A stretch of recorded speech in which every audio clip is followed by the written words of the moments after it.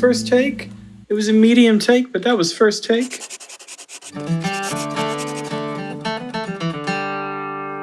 Hey folks, so I put a poll in my community tab and I asked who you wanted me to make a video on, and the resounding vote was Molly Tuttle. But I'm definitely going to do another video Friday. That's right, 2 videos every week.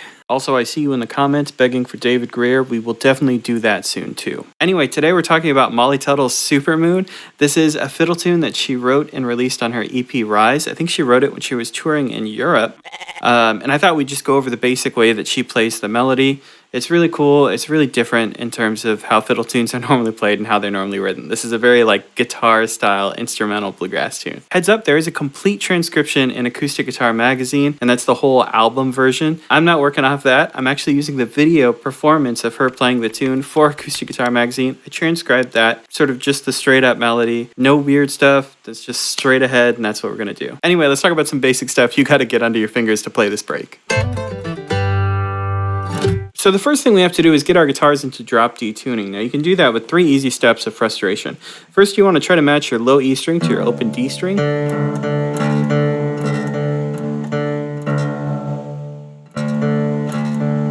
As the frustration becomes unbearable, you can now use the harmonics on 7th fret and 5th fret to try to get closer. And then you can just give up and use the tuner that's built into your guitar.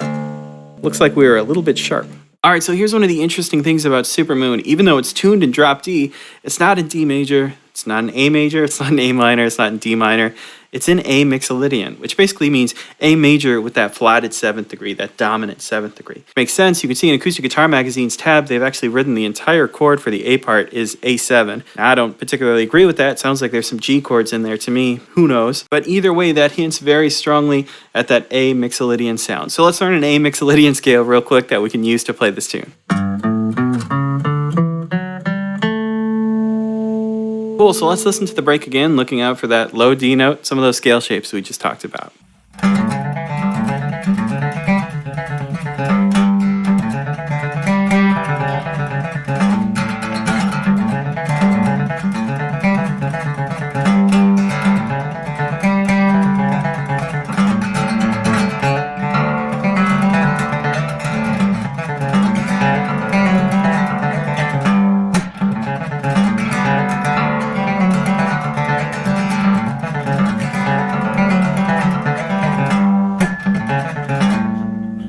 So with that out of the way, we can break things down and look at all the tiny little moments throughout the tune.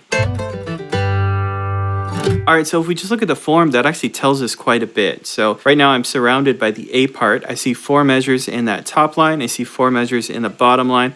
Looks like an 8 measure A part, which is very standard for fiddle tunes. And if I look at the B part, I see an 8 measure B part as well, which is what I want to see, right? This is really easy for me to understand. I understand 8 measure A parts and B parts. This is going to be easy to sort of feel the timing of. There's nothing crooked here, nice and standard. If we also look at this A part, we can see that the A part is particularly linear. I see a lot of sort of straight lines as I go through.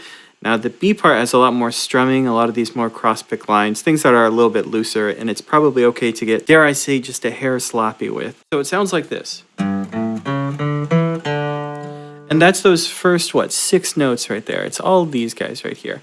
And this actually points out sort of the motif of the A part right here. Molly keeps repeating this phrase in different combinations. So you can see this is more or less the whole statement.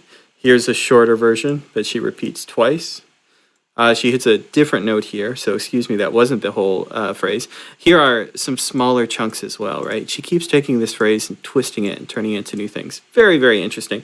She's doing the same thing down here. Let me duck down. Here she's hitting these G notes. Also, if you're wondering about what I was talking about Earlier, Acoustic Guitar Magazine just wrote A7 for all of this.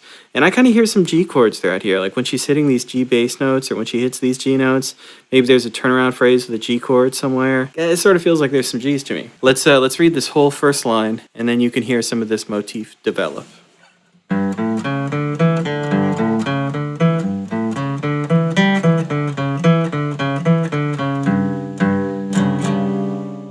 So I'm spending all of this in 4th position. That means my index finger is on the 4th fret. I have 4, 5, 6, 7 with my fingers.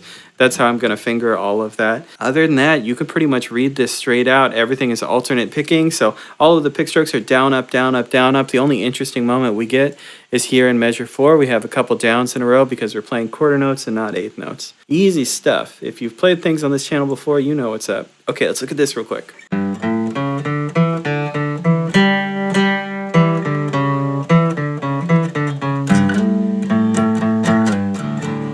So all of this, right, similar motific kind of line. Here we get a couple downstrokes in a row, just like I talked about. Once again, we're getting little pieces of the motif. This sliding up to the root note and wailing on it is super cool. I love it. Dare I say it's a slightly Billy Strings move or something like that. Towards the end of these, she tends to get a little strummy as she transitions into the B part or back into the A part.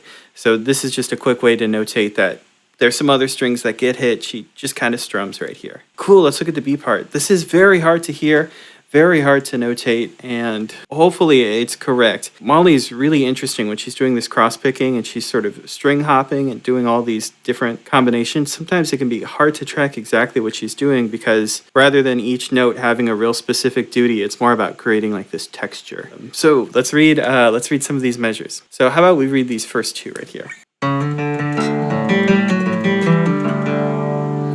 Very interesting. It's very delicate feeling for how low it is too. One hint that I can give you is that Molly's still in this position. So I have this hammer on, I'm still in 4th position.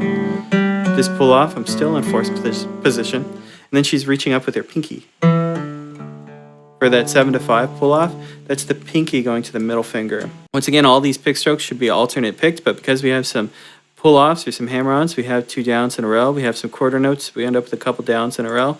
Just read carefully and you will see those things for sure. Right here, this slide, I believe happens with the middle finger because that would make sense.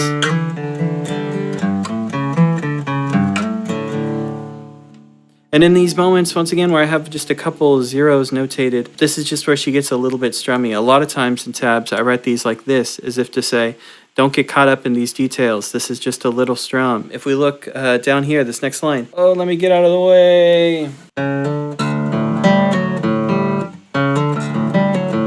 Despite being totally in the way, this is one of my favorite phrases in this tune. Definitely be careful. It's really tempting to put 2 downs right here. Make it a down up. Play it like Molly. Let's keep going. Over here. This is really actually kind of important that you're in 4th position when you play this line. So pull off pinky to the middle finger. Slide up on the middle finger. The reason we want to slide up on the middle finger is when we come back down, we have to hit this 4th fret note.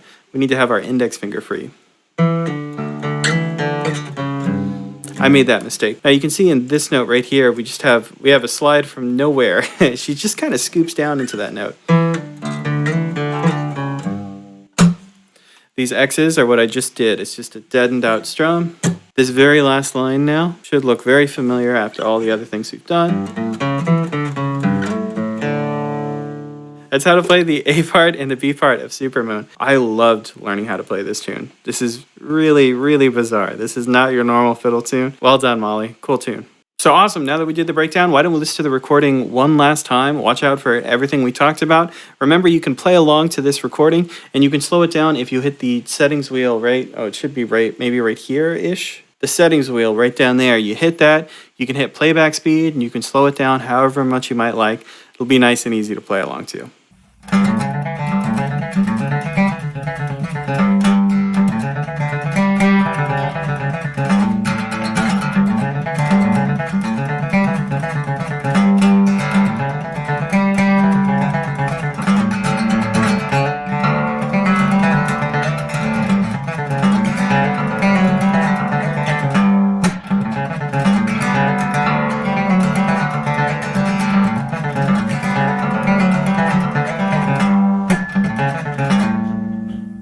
Alright, if you like this little lesson on Molly Tuttle's Supermoon, you should do all the normal YouTube things. Like, comment, subscribe. I appreciate all of that. Also, check out my website, lessonswithmarcel.com, where you can get the tab for this tune for free in 3 different formats. Either just the sheet music and tab, or just the tab. There's also merch. You can sign up for Skype lessons. There's a bunch of articles. Tons of cool stuff at the site, I promise. Other than that, I'm trying to do 2 videos a week, so you will see me later this week, hopefully.